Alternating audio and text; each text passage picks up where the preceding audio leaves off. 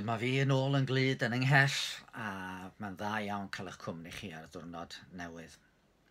Pa mor dda ydych chi am adnabod adar, tybed? Mae'r rhain ddigon hawdd i adnabod. Ond weithiau mae yna fwy o ddryswch yn codi. Mae yna lawer o adar yn gallu edrych yn debyg iawn i'w gilydd. Efo rhai, dim ond efallai lliw i coesau sydd yn dangos i bod nhw'n fryd gwahanol. Ond ambell tro, mae yna rhai'n gwneud camgymeriad sydd yn fwy doniol. Dechrau'r wythnos a minnau yn eitha blinedig wedi'r Sul, mes I a Gwena'n draw I ddinas Dinllen y Prynhawn. Mi oedd yr haul yn gwenu, yr awyr yn las a'r môr un ochr I mi a mynyddoedd Eryri a'r eifl yn hardd wrth edrych I gyfeiriadau gwahanol. Oedd yna un teulu yn nofio yn y môr, ond hefyd oedd yna aderyn yno, yn arnofio ar y dŵr, ac weithiau'n plymiodd I tanodd I chwilio am fwyd.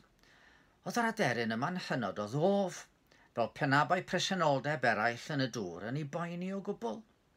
A dyma'r tad a'r ferch yn nofio'n eitha agos ato mewn gwirionedd. Wedi dod allan o'r dŵr, ymhen ychydig, oedd y ferch yn gweiddi ar ei mam yn Saesneg, Mam, dwi wedi bod yn nofio efo pengwyn.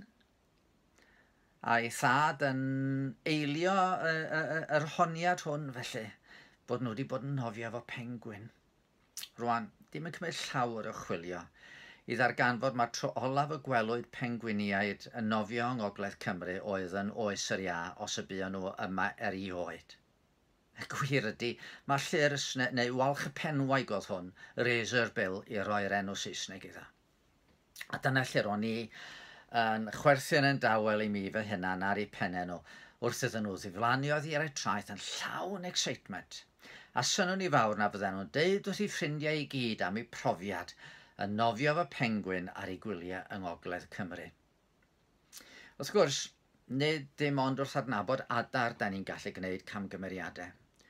Weithiau, da ni'n camgymryd wrth weld pobl. Naill ai'n meddwl yn bod ni yn ei adnabod nhw pan da ni ddim wedi gweld nhw erioed o'r blaen. A mae hynny'n gallu bod chydig bach yn embarrassing.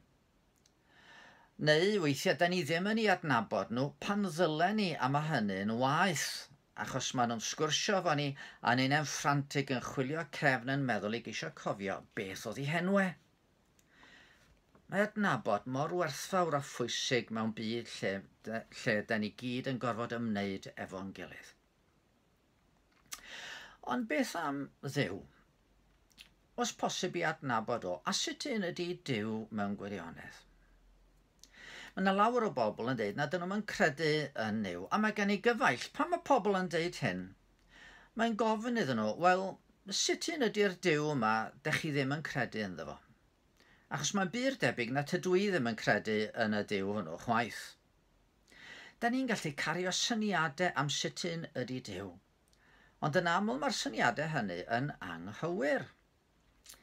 Da ni, efallai, mae pobl athen felly, oedd yr rhai mwyaf gonest yn codi allor i'r Duw, nid adweinir.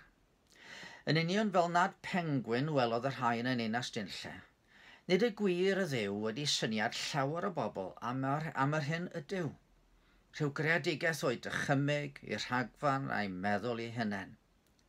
I ddweud y gwir mae'n syndod fel y mae'n syniadau a'n rhagfarnau ni gyd yn cadw ni rhag darganfod sut un ydy Duw go iawn.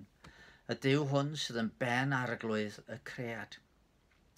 Y gwir ydy, fel ag yma'r ffordd orau I ddod I adnabod adar ydy treulio amser yn edrych arnyn nhw, a chael help efallai o ryw lyfr, neu hyd yn oed ryw adarwr profiadol. Felly y ffordd I ddarganfod Duw ydy treulio amser yn ei gwmni.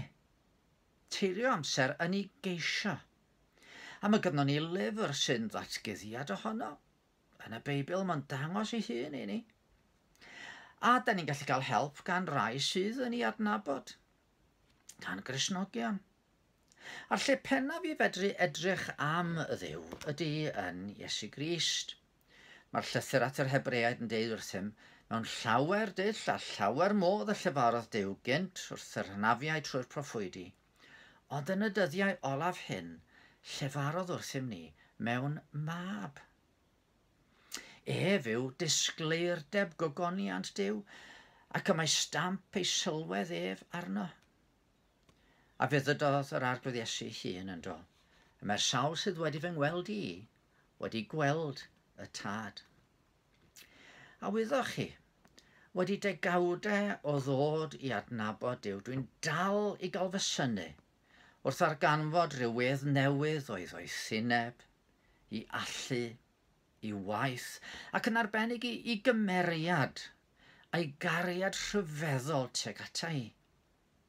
O bob profiad yn y byd, dyma'r mwyaf rhyfeddol, dod i adnabod y Duw byw, a'i adnabod o'n well, a'i weld ar waith yn ein amgylchiadau a'n bywydau. Fe ddydodd Iesu fod wedi dod mwyn i ni gael bywyd a'i gael yn ei holl gyflawnder.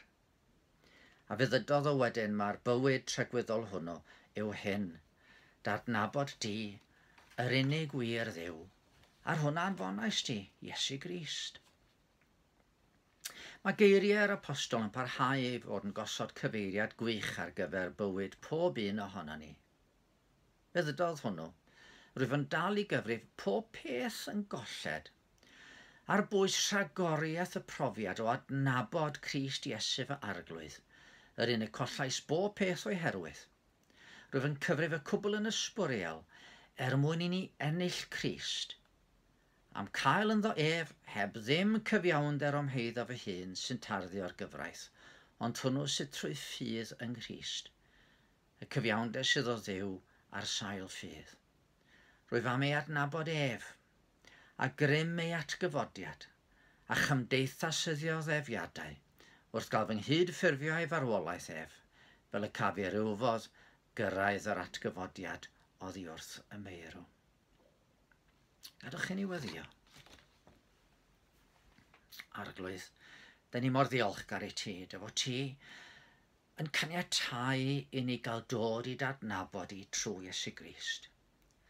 Diolch o Dduw Tân fod na gymaint i'w weld, gymaint i'w ddysgu, gymaint i'w brofi yn dy gwmni di.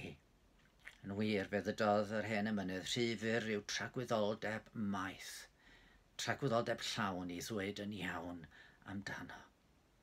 Helpa ni felly o Dad heddiw i brofi dy gwmni di, a caniatáu ni ddod i dadnabod i'n well trwy Iesu Grist yn harglwydd.